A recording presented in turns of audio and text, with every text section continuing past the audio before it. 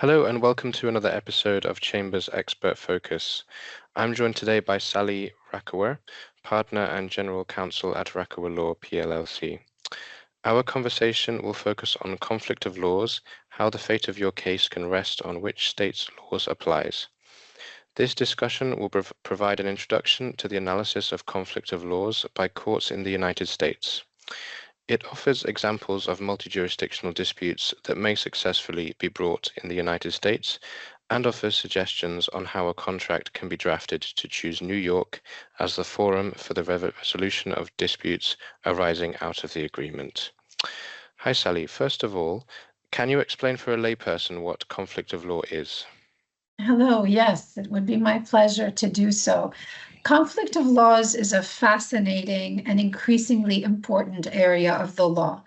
In a world where our commercial transactions are ever more expanding borders, you more likely have more than one jurisdiction whose laws may apply to the particular dispute arising out of a transaction that spans more than one jurisdiction.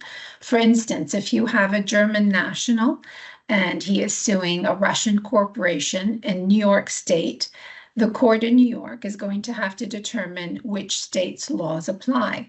Will it be Germany's law? Will it be Russia's law? Or will it be New York law? And that determination of which law should properly be applied to the dispute in question is at the heart of what conflicts of law is.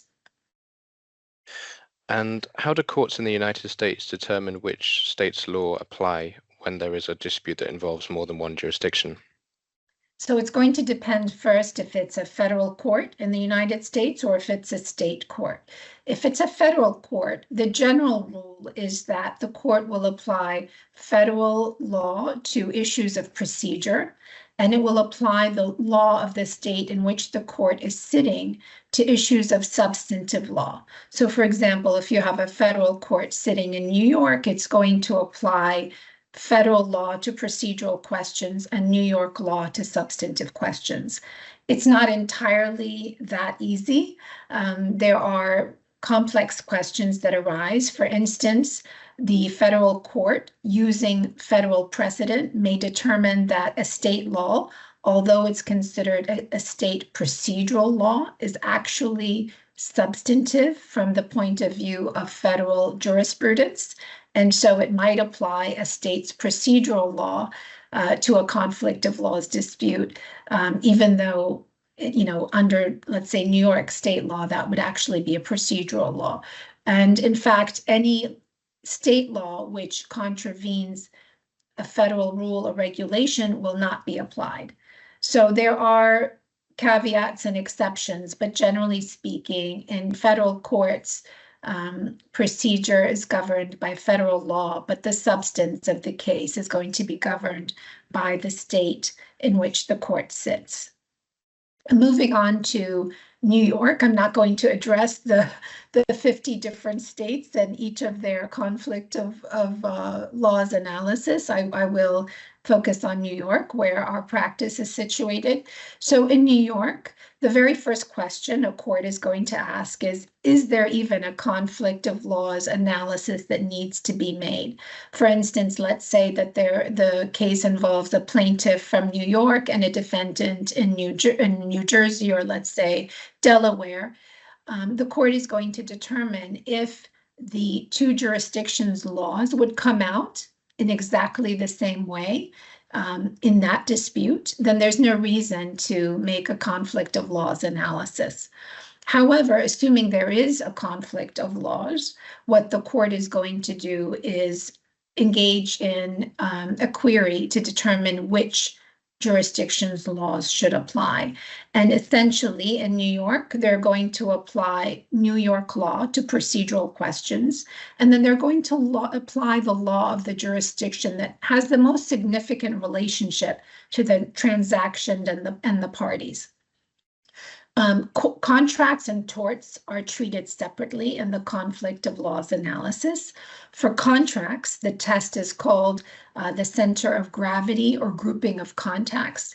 And the court is going to look to issues such as where was the contract formed, where was it negotiated, where was it performed, where is the subject matter of the transaction, the domiciles of the parties or where the businesses are headquartered. These are all issues they're going to consider in determining which jurisdiction has the most significant relationship to the transaction and the parties. Under torts, the jurisdiction with the greatest interest in resolving the dispute is going to be determining the case. But in torts, there are two categories. So there's the actual commission of the tort, the actual primary conduct, and most likely in that event, the court's going to hold that the jurisdiction where the tort occurred is going to have its laws applies. It makes sense if the jurisdiction, if there was a tort committed, let's say in Alabama, Alabama would have the greatest interest in adjudicating the dispute arising out of that tort. In the separate category of torts are the economic consequences immediately after an admittedly tortious conduct. So in that event, they're going to consider that probably the parties' domiciles are more significant than the location of the tort itself. I want to mention one other thing about New York conflicts of laws. There's a very important principle called the internal affairs doctrine. And essentially, this doctrine, which is very much upheld by the New York courts, says that if you are incorporated in a particular state, then that state's substantive law will govern any dispute concerning that corporation's internal affairs.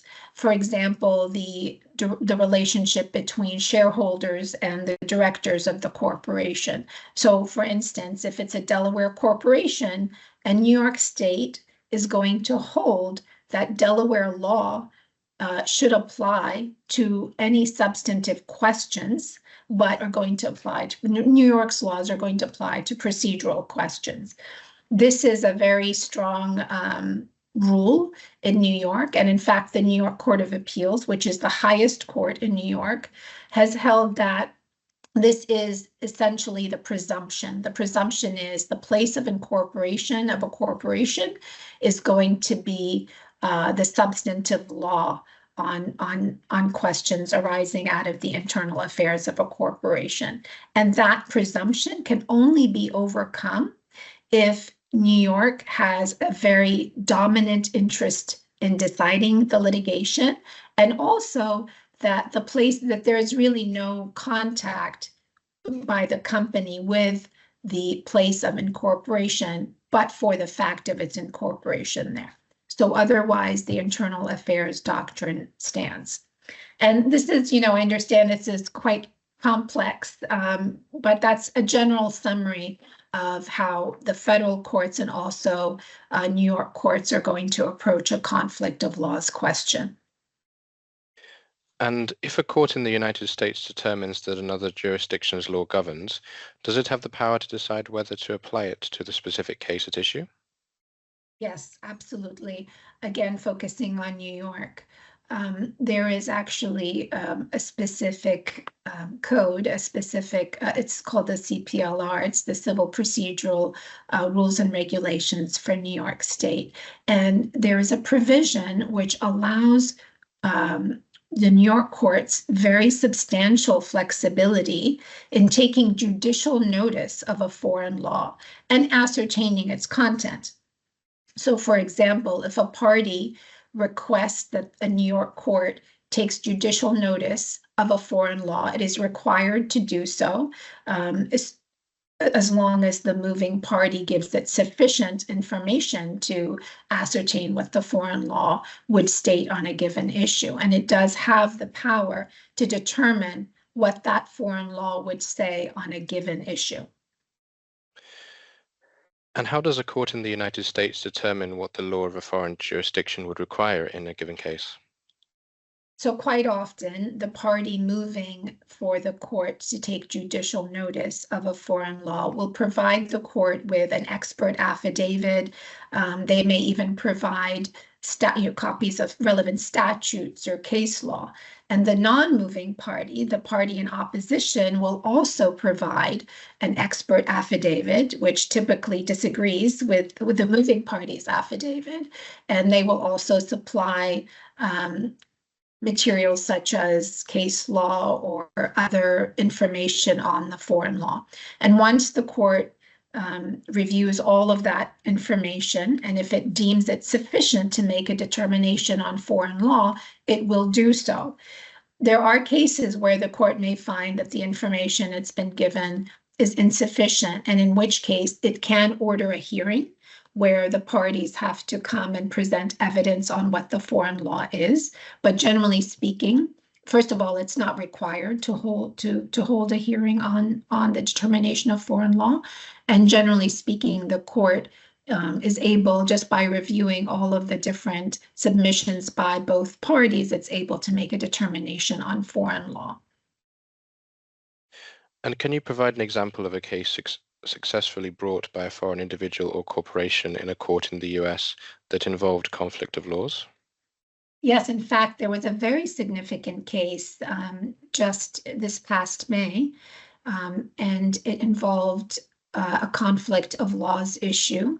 Ultimately, the New York Court of Appeals held that Scottish law governed the particular dispute, and whereas the lower court had thrown out the case, the New York Court of Appeals said no, under Scottish law, it would order the court to proceed in the New York Commercial Division.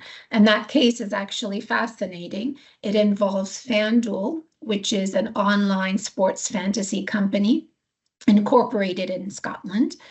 The headquarters were moved to New York in 2011, but it is a Scottish company. And in 2018, it merged with an Irish gambling company called Paddy Power Betfair.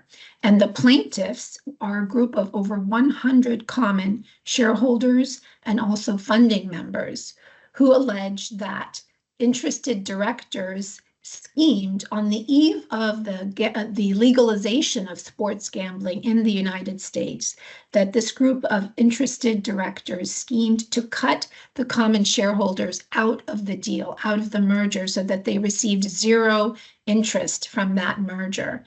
And the plaintiffs state that the defendants undervalued the corporation. They valued it at $559 million, which the plaintiffs say was a gross undervaluation.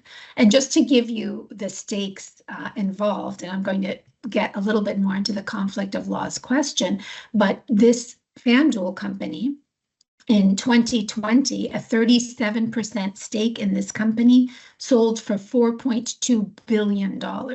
So it's a very significant financial case, and it completely has turned on the conflict of laws question. So what the New York Court of Appeals held is that the lower court correctly held that Scottish law applied, but the Court of Appeals said that Scottish law did not require throwing out this case. The lower court had said that under Scottish law, the general rule is directors owe a fiduciary duty to the corporation itself, but not to the shareholders. And therefore, the common shareholders, the plaintiffs in this case, were not able to plead a cognizable breach of fiduciary claim against the interested directors. The New York Court of Appeals disagreed. It agreed generally that Scottish law does generally require the fiduciary duty obligation to be from the director to the corporation only, but it did acknowledge that there are special circumstances under Scottish law, and that plaintiffs met their obligation to sufficiently plead special circumstances that would give rise to a cognizable breach of fiduciary duty claim. So interestingly, at the very first level, the Supreme Court of New York, which is actually the very first level in New York, held New York law applies, and it allowed the lawsuit to continue. The appellate court reversed the lower court and said, no, Scottish law applies, and under Scottish law, this case has to be thrown out. Then the New York Court of Appeals, the highest court, said Scottish law does apply, and Scottish law allows this case to proceed because the plaintiffs sufficiently pled a breach of fiduciary claim against the interested directors. So it's really a fascinating case, and it shows how the entire case rested on the conflict of laws analysis. And is New York specifically receptive to business disputes involving foreign litigants? I would say emphatically yes. Both the New York courts and the New York legislature have made it very clear that New York courts' doors are wide open to foreign litigants. In 1984, the New York legislature passed 2 statutes in the New York General Obligations Law. And in tandem, what these statutes provide is that a foreign litigant without a contact to New York, if they have a sufficiently large commercial transaction and the parties have a choice of law in their agreement designating New York law will be the governing law for disputes arising out of the agreement, and if both parties agree to the jurisdiction of New York courts and the transaction at issue is more than $1 million, then they are allowed to bring the lawsuit in New York State. And the case will be allowed to proceed in New York. The New York Court of Appeals has gone even further than that and said that they don't need to rely on these 2 statutes. If parties with no connection to New York expressly include in their contract a provision which chooses New York law and in which both parties agree to submit to the jurisdiction of a New York court, then New York courts will respect their choice, even irrespective of conflict of laws analysis. So as long as the parties include language in their contract that says they are choosing New York law to govern the contract and that they agree to the jurisdiction of New York courts if a dispute arises from the contract, the New York courts will respect their choice. And what happens if parties choose New York law to govern their contract, where conflict of laws principles would dictate that another state's laws should govern? Yes, and as I was just mentioning, the New York Court of Appeals addressed that question specifically. In a case in 2015, the New York Court of Appeals said, it doesn't matter what conflicts of laws say, if the parties expressly choose New York to govern their contract and they agree to the jurisdiction of New York courts, we're going to apply New York law.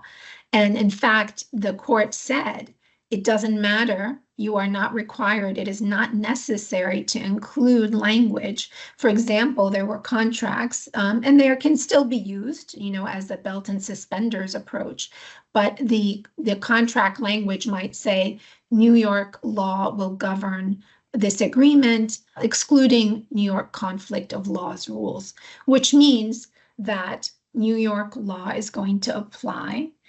And even if the New York conflict of laws would make a different determination, would actually determine that a different jurisdiction's laws would apply, it doesn't matter.